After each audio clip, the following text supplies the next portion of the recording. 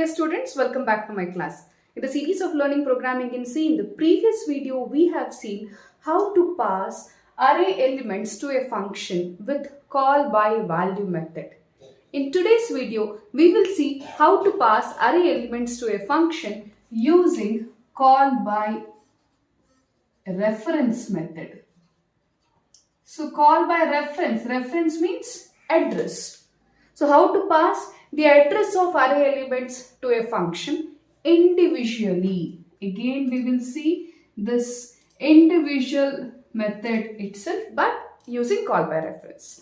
So those who are new to my channel, please subscribe to my channel and click on the bell icon so that you can get the notifications of all the new videos. Watch the video till the end. Do not skip the video. And if you like the video, please click on the like button and share the video to all your friends. So here is the program to illustrate the usage of how to pass array elements individually with call by reference. So here we are understanding the concept of call by reference to pass array elements, individually. Okay, so let us see how to do this now. So as usual, we have the function declaration displays the name of the function, and look at this argument. The name of the function is display, return type is void. Only one argument which is of pointer type. So pointer is represented by asterisk symbol. We have learned the concept of pointers. We have seen the introduction to pointers in the previous video. If you have any doubts regarding pointers, please do watch the previous video. You will get an idea of the pointers. We have seen call by value and call by reference program. Please do check out the program of call by reference in the previous videos. You can just check the playlist. You will understand what is pointer. So pointer is a special variable that holds the address of another variable, and pointer is declared using asterisk. So as soon as the compiler encounters asterisk, it understands that it's a pointer variable. So here I have one integer argument which is of pointer. So I am sending a pointer, means here in the function declaration header I am using pointer in the sense a pointer variable is used to receive. So pointer is going to receive what? It is going to receive address. Right. So how I am sending that address? We'll see that now. Okay. So here in the main function we have the variable I, and array name I have changed it as A so that I can write it clearly. Array name is A and I have initialized the values 10, 20, 30, 40, 50. As soon as the compiler encounters this array declaration and initialization, it is going to allocate the memory. So this is what the memory allocation that I have written, and I have to write the values also. Values also initialized. So memory is allocated from 101. Each value, integer value, requires 2 bytes. So 101 and 102 for A of 0, which is 10, 103 and 104 for A of 1, which is 20, 105 and 106 for A of 2, which is 30, 107 and 108 for A of 3, which is 40, 109 and 110, the last memory, for A of 4, which is 50. So memory has been allocated and it has been initialized. Okay. Now I need to pass this array elements to a function, but not the actual value. I need to send the address. These addresses I need to send. How do I send the address? I use the ampersand operator. So when I am sending the address, I cannot receive that with normal value. I have to receive that with pointer variable.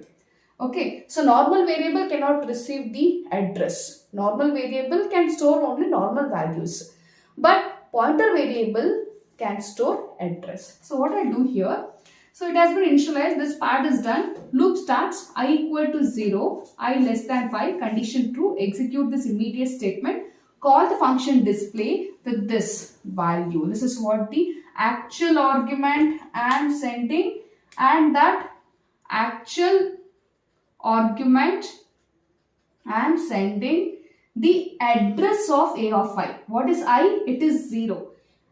Ampersand of A of 0. So what is A of 0?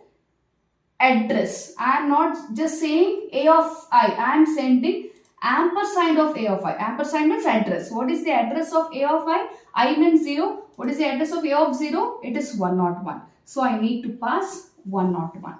So here, as soon as the compiler encounters this function call, it gets to know that it is sending address.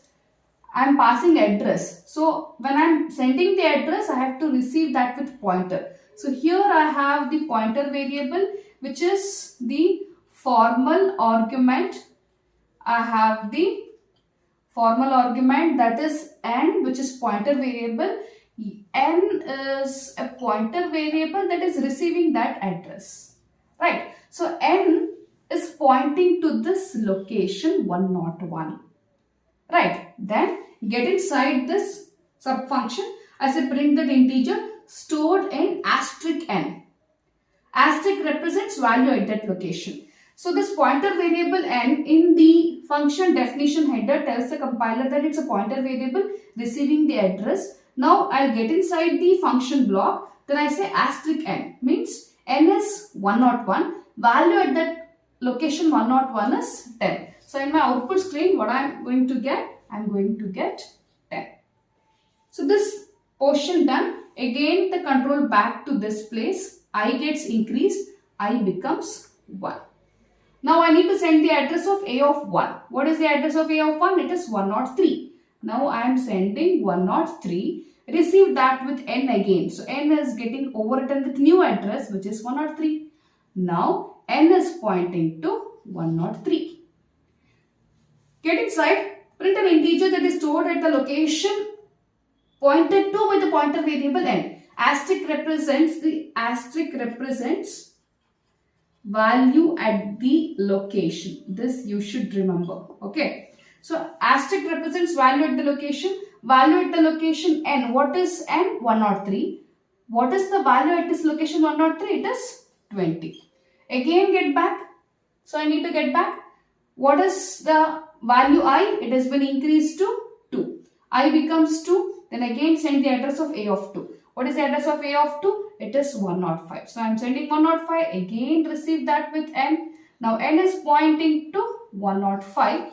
Again get inside. Print the value at the location 105. It is 30. Again get back. I gets increased. I becomes 3. What is the address of a of 3? It is 107. So I need to send 107. Receive that with n. So now n is pointing to 107. Print the value at the location 107. It is 40. Again get back. I gets increased. It becomes 4. Again send the address of a of 4, which is 109. Receive that with n. It becomes 109. Value at the location 109. Print that. It is 50. Again get back. I gets increased. It becomes 5. Condition not satisfied. Loop terminates. Control to this point. The main function ends. So when the loop condition fails, see 0 less than 5, 1 less than 5, 2, 3, 4, everything was true. Hence this display function was called. When it becomes 5, is 5 less than 5? No. Condition not satisfied. So immediate statement what I have displayed will not be executed. Then control to statement X, where I have getch also. See, getch, clear screen, all these are basic things. You can just add it by yourself. And as you start writing the programs, all those things becomes basics. You can just simply add those additional functions whichever you require according to your program requirement. Okay. So now the control will be to statement X, the main function, and so this is what called by reference. So I just pass the address, received that with pointer. Through pointer, I pointed to all the array elements. This is called by reference with respect to array elements. So we have seen how to pass the array elements with call by value and call by reference. But how to pass the complete array, that we'll see in the next video.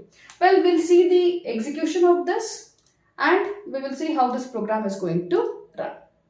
So here we have the program to pass the array values to function individually with call by reference. So the difference is we need to have a pointer variable as argument, and here we need to send the address of marks of I. So we need to send the address. So ampersand represents address. So address we need to send. So when we send the address, here I am going to receive that with a pointer. So we are going to receive that with a pointer, and the pointer will point to that location and it is going to print the value. So I have explained that in the dry run. So let us execute this now. See, the same thing, the values are printed, but it is through call by reference.